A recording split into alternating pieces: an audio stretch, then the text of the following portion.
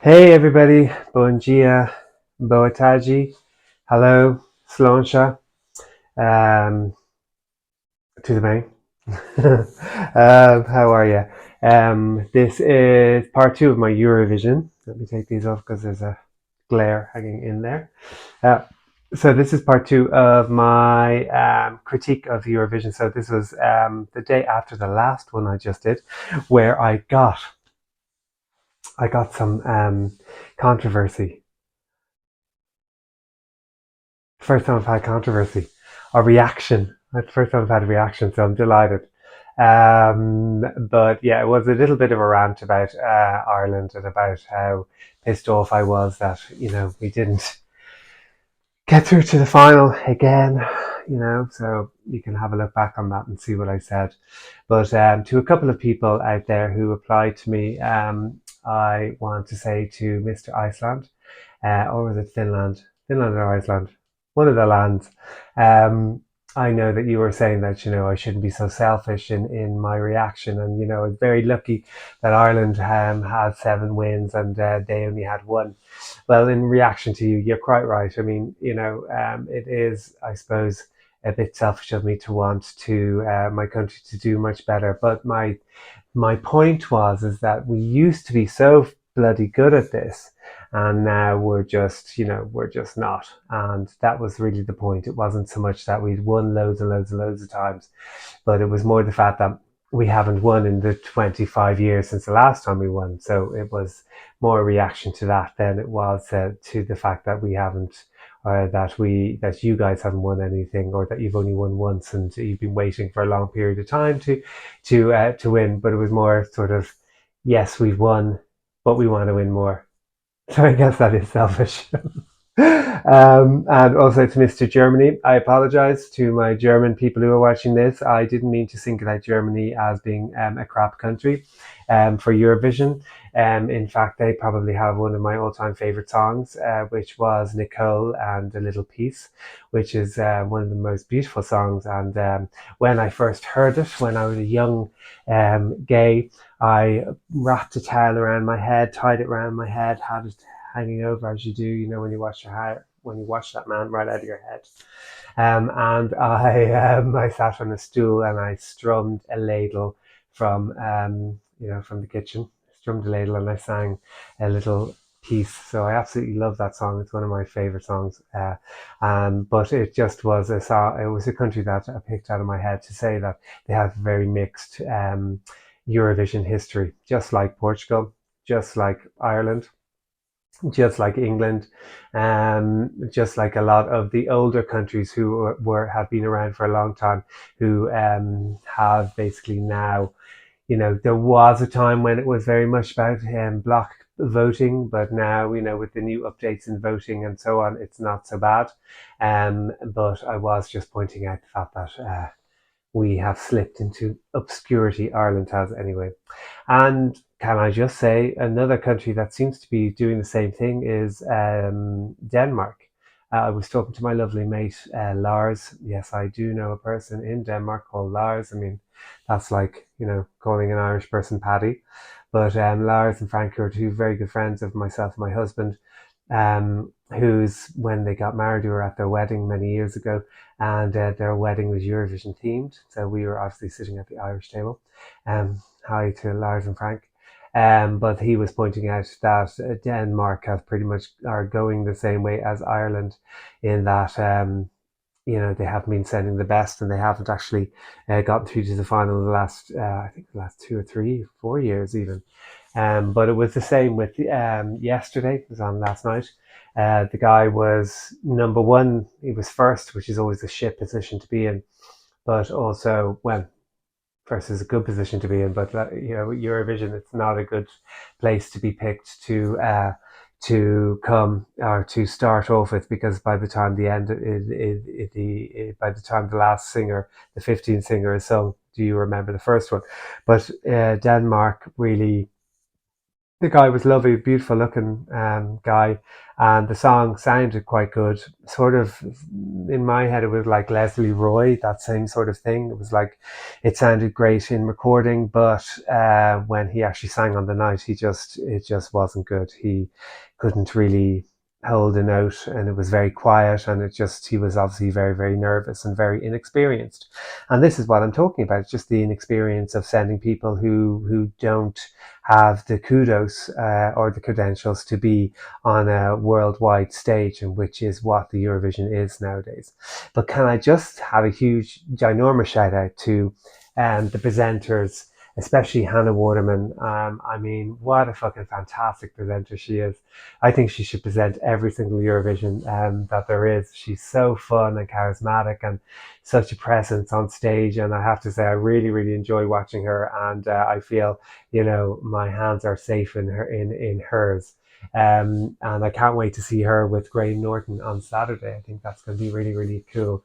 An Irishman, may I point out, the last two world famous presenters have been Irish. Terry Wogan, God rest him, who was also Irish, and Graham Norton, who is also Irish, who are both presenters for the BBC.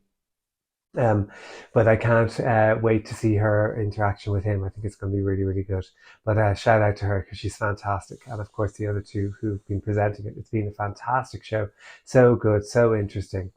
But right, back down to my how I felt about the show yesterday. Um, I didn't feel it was as good as the first semi final. I thought that the acts weren't as polished. They weren't as good as the first semi-final. I definitely think the first semi-final was a much more difficult one to be in. Not just saying that because Ireland didn't get through, but oh, interesting thing. Ryan O'Shaughnessy, who's the last person to get through for Ireland, did a piece on the RTE guide or the news in Ireland. You can get it online on RTE News.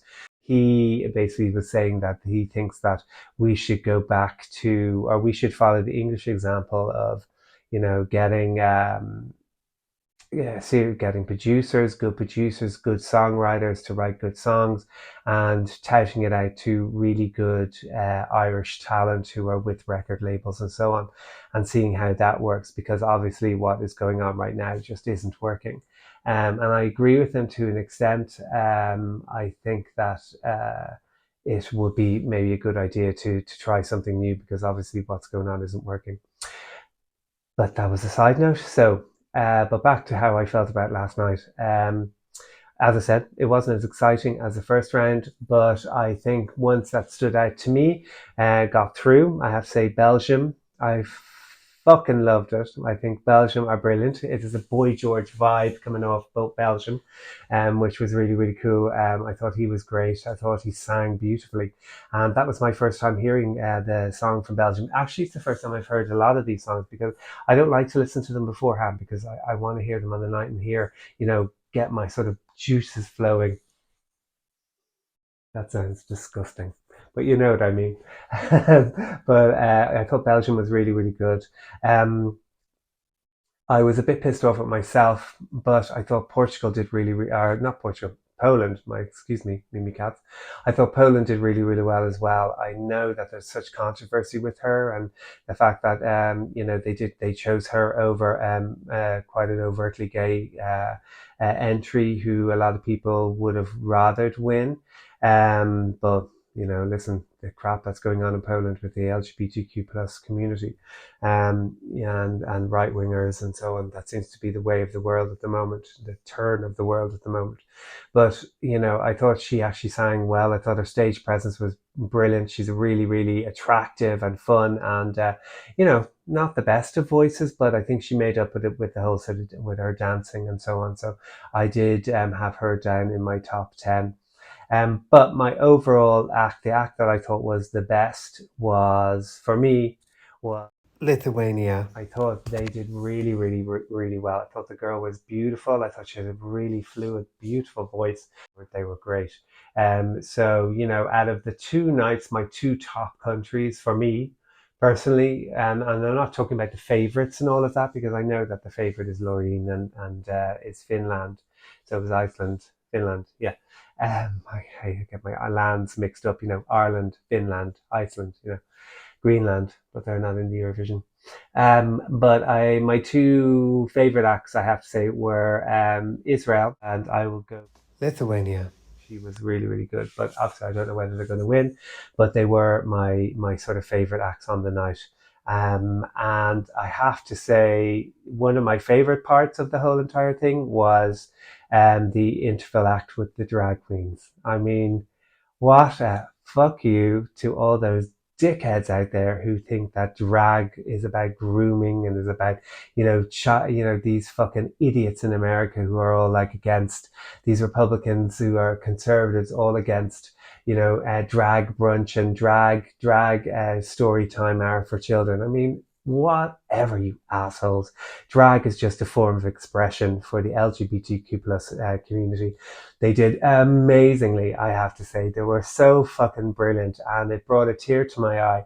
And a couple of my friends texted me from Ireland, and they were like, I can't believe this is happening. It's just so emotional. And it was really emotional. It was just like perfect, perfect to the, middle finger to those people who think that, who have this opinion of drag being something dirty and disgusting, when all it is an expression of joy and happiness. And I firmly believe it was a really good move for the UK to do it, and congratulations to them. And not only that, it was a great song. It was really, really fun, and I think everybody really enjoyed it on the night, and we certainly did here at home in the Algarve.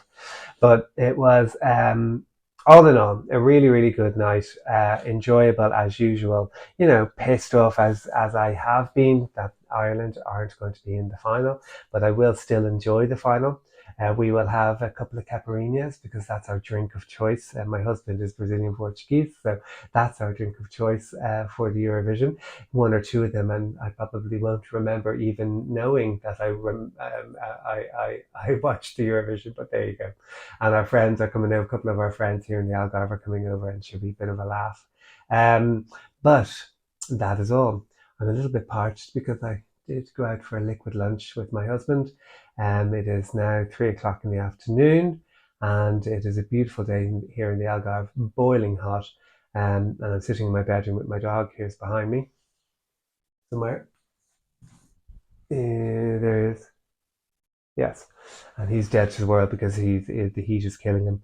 And I've got my little sparkly, fairy lights here in the background because apparently, if you have some sort of light in the background, it gives your algorithm better, more views, apparently.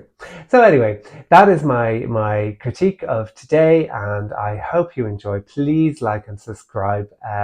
I will be doing more of this sort of crap and giving you my opinions on life such as it is. I mean, who the fuck am I? A 51-year-old gay makeup artist in the Algarve. That's who I am. So anyway, enjoy the rest of your day, your night. I shall talk to you after Saturday because that's the all important. Can't wait to see it. And by the time next time I speak to you, we will have picked a winner for Eurovision.